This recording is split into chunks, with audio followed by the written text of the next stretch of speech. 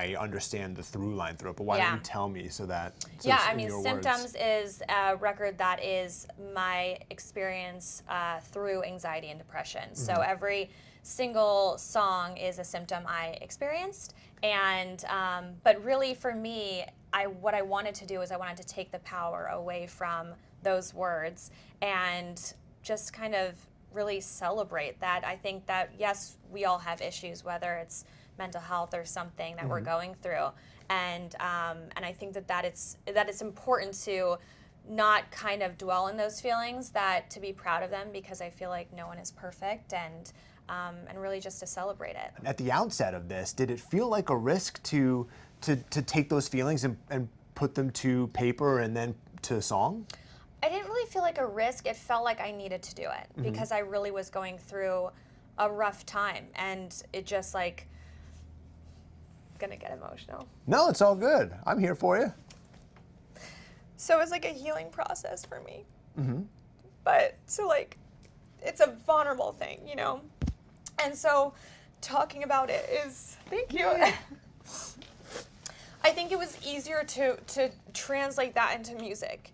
It's harder to talk about it because it just like takes you back to that moment. What are the coping mechanisms that you used? Was it writing it into song, or were there other things that helped you kind of get a handle on it? I'm really like a naturalist, so like I never obviously had to take anything for what I was going through.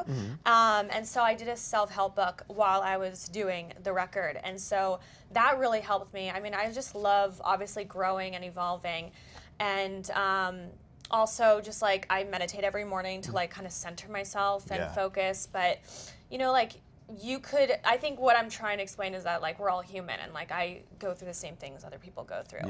And I'm in, you know, like I have a great life, but it's just that, you know, sometimes you just kind of feel a certain way, and anxiety was like a big one for me. It was just like, you know, it just got debilitating after a while, to be honest. And so it was just something that I was like, something's wrong and I need to fix this. And so also just like, it's so crazy because you feel so alone, and like you actually isolate yourself more from people and don't want to talk about it, but it's so important to communicate those feelings. And my husband and my family were such a huge support, and just like, I mean, my husband's such a patient person, and so he's like really good at listening. And so I think it's just important to like what I'm doing now is sharing this story to communicate this stuff, and I'm hoping that someone who feels isolated and alone will start communicating with their friends and telling those feelings, because you should not be ashamed of these feelings. Learning to meditate definitely helped me feel more like myself. It didn't like fix any of the things I was going through, but I definitely felt like I was able to navigate the world a little easier. Did you have the same feeling? Yeah, well, I think that especially like breathing navigates through a panic attack, for example, or an anxiety attack. So I definitely like, that was what got me to calm down. And I think what the biggest thing for me was that I wasn't aware of my anxiety, and I've had it for a long time. So I would have an anxiety attack before performing like 10 years ago, but I had no idea that's what it was. And so learning all of these symptoms, like I was like, oh my God, what if I have this? And I'm feeling this, and like my face feels like numb, like I just didn't understand.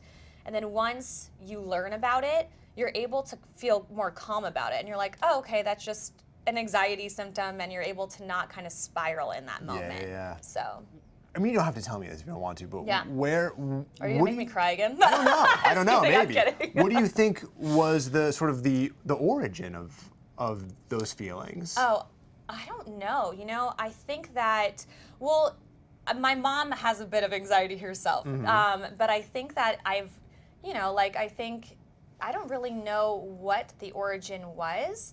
But I feel that I live a very high stress life, you know, like I definitely do a lot of things, and I'm managing a lot of stuff in my life. And I think really what came to a head was I took over my company, my makeup company, and I became CEO of that, and like also was doing a pilot. And I was just like, there's so much stuff that I kind of felt pressure, but I've always been a perfectionist, and that's one of the many symptoms of having anxiety. And I don't know, I don't really know where it came from. I think my lifestyle just kind of like lended itself to a normal amount of anxiety, and then it was just getting worse. And once I became aware of it, it became worse and worse and worse. And so I just knew that in order for me to be able to sit in a meeting pitching a show with my production company, I was going to have to stop feeling frozen and like stop feeling that feeling. And so I just kind of like knew I had to work something out. Do you do like a thing before a performance that helps sort of like center yourself?